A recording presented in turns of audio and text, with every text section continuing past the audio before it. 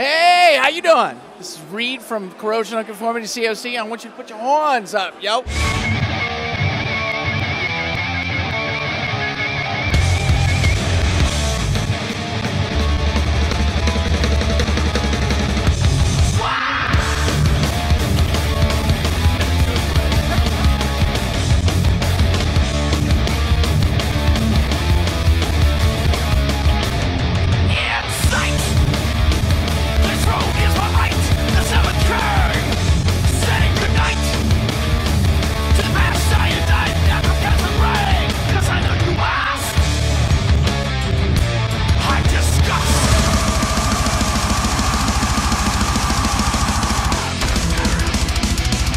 So I was walking inside Irving Plaza, and all of a sudden, in the corner of my eye, in this table, I see Reed from C.O.C. What's up, man? I haven't seen you in a while. What's going on, Dad? How are you, brother? All right, I'm doing well. Good to see you again.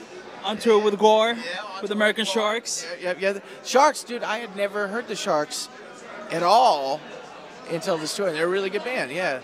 It's funny, I think they're kind of like punk rock, but they don't even associate themselves with punk rock. They say, we're rock and roll, man. But they're a really good band. Yeah, they're good. And GWAR, we've known those dudes, for beers and beers and beers and beers. So. And of course, Oderus, you were telling me a story about how he first started GWAR. Why don't you share that story with them? Because I don't know if they know them. Well, where we're from in Raleigh, North Carolina, it's real close to Richmond, Virginia, where GWAR is from. And in the 80s, early 80s, the punk rock scenes in Raleigh and Richmond were almost identical. We had about the same amount of people that would show up to, Black Flag, Suicidal, whatever. But we also had the same amount of local bands. And one of Richmond's bands was Death Piggy, which was Brocky's first band.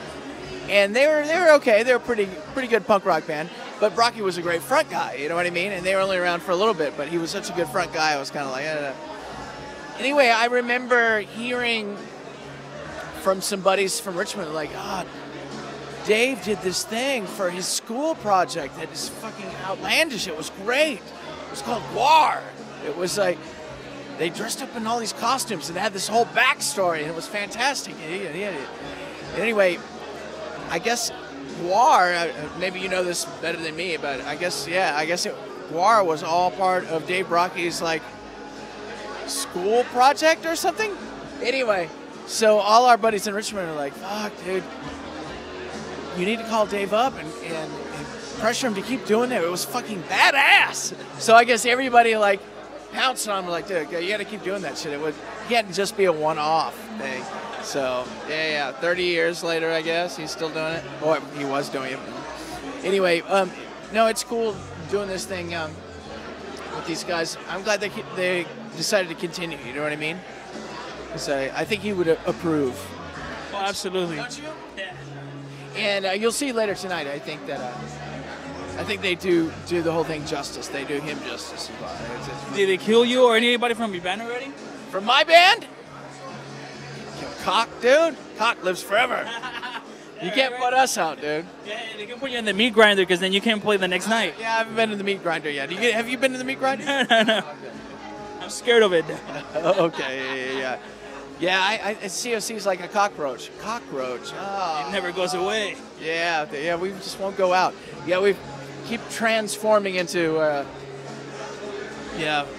different entities. Like right now, we're kind of closing out the three-piece, and we're gonna start jamming with Pepper next year, which will be fun. We're gonna do an album with Pepper Keenan and do a bunch of touring with him. That'll be fun.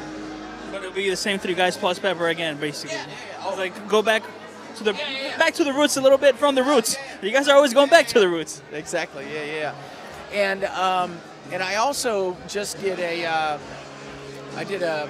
benefit concert for Catherine Ludwig. Do you remember her from Metal Maniacs magazine?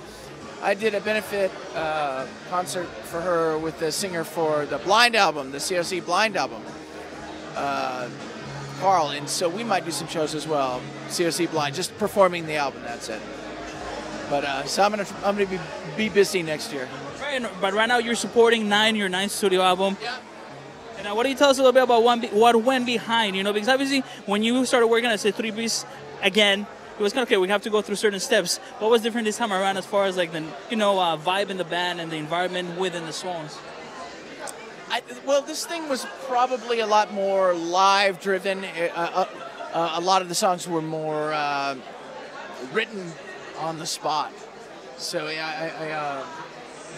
we've been fortunate in that Woody, myself, and Mike Dean kind of learned how to play music together. No, we really did. I mean, you think 1982, I think I got my drum kit for Christmas, and Woody taught me how to play drums. He taught me how to play Ramones beat, and Eric Ike, the first singer for Eye for an Eye album, taught me the punk rock, do-dat, do-dat, do-dat. So I was ready to go in 2 months, and we started the band. Right. So Mike Dean, Woody, and I have been playing together pretty much the whole time, and we really learned how to play stuff.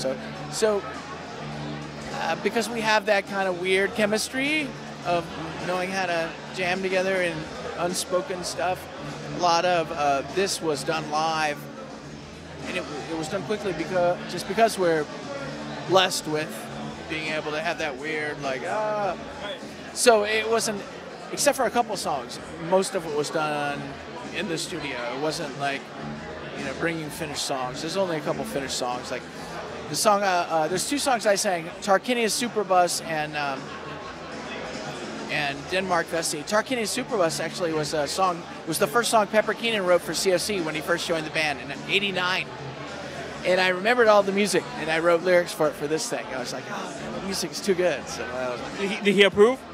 Oh, yeah, he likes it. Yeah, he's into it. So. Man, that sounds pretty good, man. Yeah, I like that shit. Yeah. Good job, Mule. He calls me Mule. Good job, Mule. And the other song I sing, Denmark Vesey, was actually the first song Woody wrote when the 3 of us got back together. He was like, because we were thinking of doing more like the punk stuff, and he came up with this, he called it the TSOL song. He said, I got these riffs. So I remember that one too, and I put some lyrics to it for this thing. How many songs have you written in your life as a band? I mean, because obviously there's songs that make it into the album and other songs that probably you just scratch off maybe for later or maybe for never. Oh, man, God, I don't know. Yeah. We're pretty good. The hundreds, right? Yeah, well, maybe. I mean, we're not like Prince, but we have a lot, It's probably more a riff thing than songs, you know what I mean? Because so much of C.O.C. stuff has been more riff-based, and then you put the lyrics to it later. So there's probably thousands of riffs, but definitely, yeah. There's a lot of stuff. Yeah, it was funny you asked that because Pepper called me yesterday. And he was like, "Man, I found all these cassette tapes, riffs." We used to demo at this place called Jag Studios that was near my house in Raleigh when Pepper lived in Raleigh. He's like, "Found all these cassettes, Jag Studios, man, riffs galore. We ain't gonna have no problem, man." I was like, "All right, that sounds good. All right, cool." And now, did you guys record the album, the new one, live, or was it like you did your part, then Reed did his part, then Mike did his part, and so on?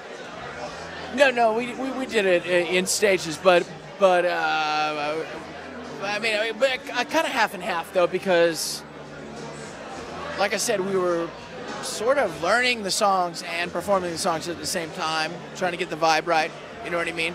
So it wasn't quite like the first Black Sabbath album. I guess was all live. It was them just sitting up and going.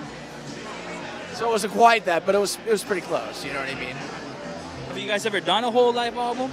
And would you oppose doing that? They did a live album when Jimmy Bauer was playing drums, but not with you. Maybe one day. Oh yeah, I'd love to.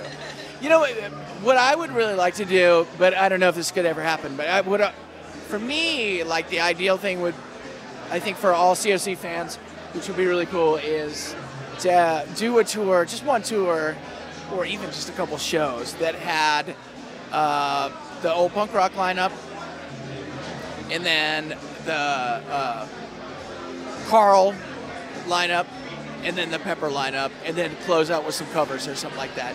You know what I mean? 3 hours of C.O.C., but do all the shit. You know what I mean? Do like the old punk rock stuff and some of the stuff with Mike Dean and myself singing, and then Carl, and then Pepper, and then I think that would be really cool. I think the C.O.C. fans would be stoked to see that too. In one night, just a night of cock. An anniversary type of show? Something like that. I think that would be cool. I don't know if it'll ever happen, but to me, a buddy of mine came up with the idea the other night. He was like, "Oh, dude, you need to do this." And I was like, "Oh, well, that's a pretty good idea. That would be cool." You know what I mean? Who knows? And what keeps you guys sane while on the road? What do you guys do to like kill time, to make sure it doesn't get like, you don't get on each other's nerves too much? You're able to like be happy, because every time I see you guys, you're not one of those bands that's hiding backstage, miserable, waiting to go live. You guys are always like in a good mood, always in good vibes. Yeah. Well, I mean, come on, fuck, dude. We started doing this when we were little teenagers, right? And the idea, we've been having fun doing this since, what year is this, 2014? So we've been doing this for a while. But, we've been successful here and there, but we do it for the love of music. So it's going out and having a good time, you know what I'm saying? And I've known Woody since, I think, 6th grade or something. So, it's the best job in the world. You hear this all the time, I'm sure. I mean, you hear about the guys that hide in the background, hide in their dressing rooms and stuff like that. But we honestly, it sounds corny, but we do enjoy the fuck out of what we do. If we didn't, we would have been doing it for what, 30? What is it?